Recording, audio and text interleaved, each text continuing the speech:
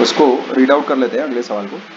एक फिगर है, ठीक है, मामला इस बार कैसा है, सेम टू सेम, सब कुछ वैसा ही है, बस इस बार डाउन द इंक्लाइन है, समझ गए क्या, और सब कुछ वही चीज पूछी गई है तुमसे, ठीक है। तो इसको भी अपन अपनी उसी शॉर्ट ट्रिक से कर सकते हैं, इसको भी, इस सवाल को भी तुम सेम अपनी शॉर्ट ट्रिक से कर सकते हो, सेम अपनी जो शॉर्ट ट्रिक है उससे अपन इस सवाल को तोड़ सकते हैं। कैसे तोड़ोगे, डाउन द इंक्लाइन और अप द इंक्लाइन के लिए जो अपन ने शॉर्ट ट्रिक अभी अभी डेवलप की है, वो डाउन द इंक्लाइन में अगर तुम्हें लगाने को अगर कोई बोले तो कैसे लगाओगे, देखो यहां ध्यान से। मान लेते हैं अपना एक ठहरा प्रोजेक्टाइल, उसको तुम कैसा करो, वो उसकी ये स्पीड्स हो गई, ये हो गया u cos थीटा, ये हो गया u sin थीटा। पहले थोड़ा सा कंसेप्ट समझ लो, ये हो गया g, ठीक है। ऐसा मान लेते हैं वो एक सर्टन हाइट से अपन उसको ड्रॉप कर रहे हैं, समझेगा, ऐसा। तो जाएगा कैसे, देखो यहाँ पर ऐसा जाएगा, उसकी पाथ कैसी होगी, ये ऐसी होगी, ऐसी, ठीक है। अब इस पाथ में एक सर्टन पॉइंट P पर आ रहा है बेचारा, समझेगा, सर्टन पॉइंट P पर आ रहा है, such that when you join OP makes an angle of 37 degree, ऐसा। इस चीज का अपन कैसे इस्तेमाल कर सकते हैं, इस चीज का हम कैसे इस्तेमाल कर सकते हैं,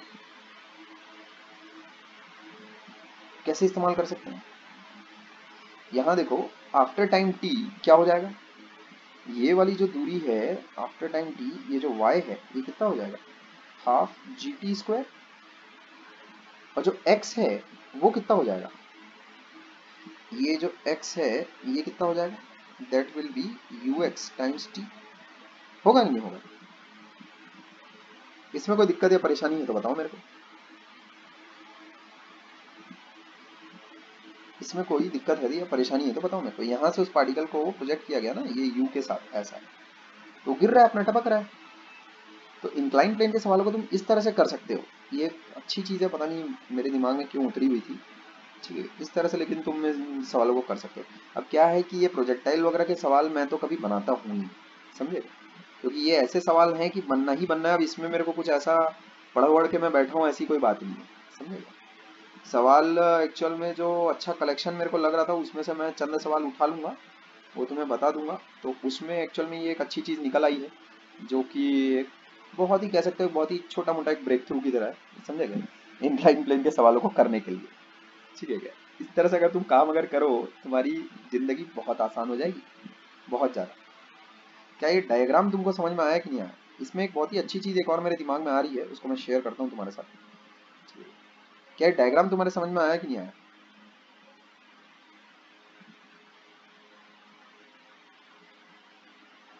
डायग्राम क्या समझ में आ रहा है कि नहीं आ रहा है, कोई ऐसी दिक्कत की बात ही नहीं है इसमें। वाई डायरेक्शन में क्या है, नीचे आएगा हाफ जी टी स्क्वायर से, है ना।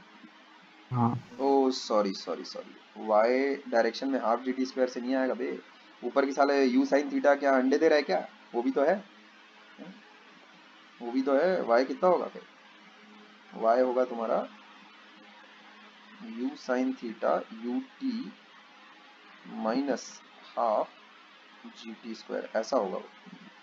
अच्छा नीचे के डायरेक्शन को अगर तुम प्लस अगर मानो, क्योंकि नीचे ही आ रहा है वो, तो फिर कैसा कर लो इसको, ऐसा कर लो, ऐसा नीचे के डायरेक्शन को पॉजिटिव मानो, ऐसा, या फिर जो तुम्हारी मर्जी है। ऊपर के डायरेक्शन को पॉजिटिव मानते तो ऊपर के डायरेक्शन को पॉजिटिव मान लो, कोई दिक्कत नहीं है, ऐसे ही कर लेते हैं। तो ओवरऑल फिर वो नेगेटिव आ जाएगा, बस और कुछ नहीं। आफ्टर टाइम टी ये चीज कैसी आ जाएगी, नेगेटिव आ जाएगी, ठीक है ऐसा, ठीक है। तो अपने को इस चीज का लेकिन ध्यान रखना है कि साला फिर जैसे वो नीचे आ रहा है ना, नीचे आ रहा है तो उसमें तुम ये देखो नीचे आ रहा है तो फिर उसमें जी टी स्क्वायर बाई टू वो बड़ा होना पड़ेगा you sine theta into T से, ठीक है। ये बात क्या समझ में आ रही है, दोनों अपोजिंग साइन के है ना। तो ऊपर की डायरेक्शन को अगर तुम नीचे की डायरेक्शन को अगर तुम पॉजिटिव उठाओ तो वो ज्यादा आसान है, ज्यादा सही है, ठीक है। बात इसमें कैसा लिखा हुआ है, इसमें देखो लिखा है कि आप ये उठाओ x ये और y ऐसा उठाओ। ऐसा अपन उठाएंगे अगर, तो अपना डिस्प्लेसमेंट कैसा आएगा, नेगेटिव। ठीक है, नीचे आएगा ना अपना displacement y after time t, negative आ रहा है। इसका मतलब क्या है, ये वाली लेंथ कितनी है एक्चुअल में, ये वाली जो लेंथ है ट्रायंगल की, ये कितनी लेंथ है, ये हो जाएगी gt² minus you sine theta into T, ये लेंथ होगी ये वाली। और ये वाली कितनी लेंथ हो जाएगी, यू एक्स इंटू टी, ऐसा मतलब you cos theta into T, ये लेंथ हो जाएगी। समझ रहे हो, और ये तुम्हारा है 37 डिग्री। और थीटा क्या है अपना, you cos theta you sine theta क्या है, जो एंगल जो प्रोजेक्ट हुआ है ना, ये देखो ये है थीटा अपना, ये अपना है थीटा, दिस इज थीटा। ठीक है, अब इसको सॉल्व करते हैं। टाइम ऑफ फ्लाइट जैसी आ गया, रेंज भी आ जाएगी तड़ से। जो ये पॉइंट मैंने अभी अभी बोला, इसमें अगर किसी को कोई दिक्कत है, यहाँ मैं ये क्यों लिख रहा हूँ gt² minus you sine theta T, ऐसा क्यों लिख रहा हूँ। अगर किसी को इसमें अगर दिक्कत है तो पहले बोलो तुरंत, इसको ऐसा क्यों नहीं लिखा गया you sine theta into T minus half gt², ऐसा क्यों नहीं लिखा गया।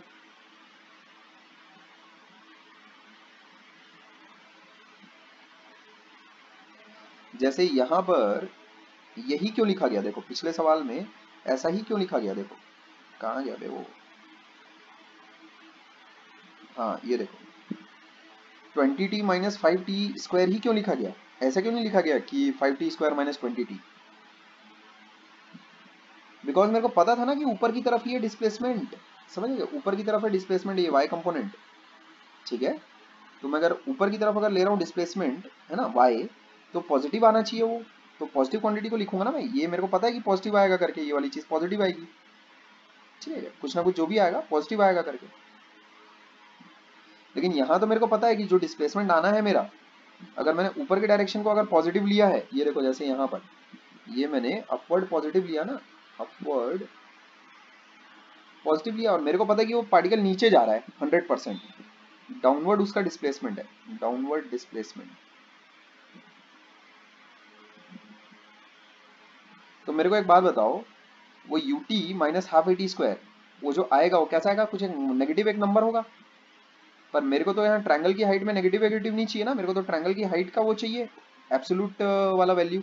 जैसे वो कैसा आएगा, ut माइनस हाफ at² जब तुम करोगे ना आफ्टर टाइम t, ठीक है, तो ut माइनस हाफ at² जब तुम उसके लिए करोगे तो वो एक नेगेटिव नंबर आएगा, मतलब -100। तो अपने को क्या चाहिए, 100 चाहिए। ये बात समझ में आ रही है।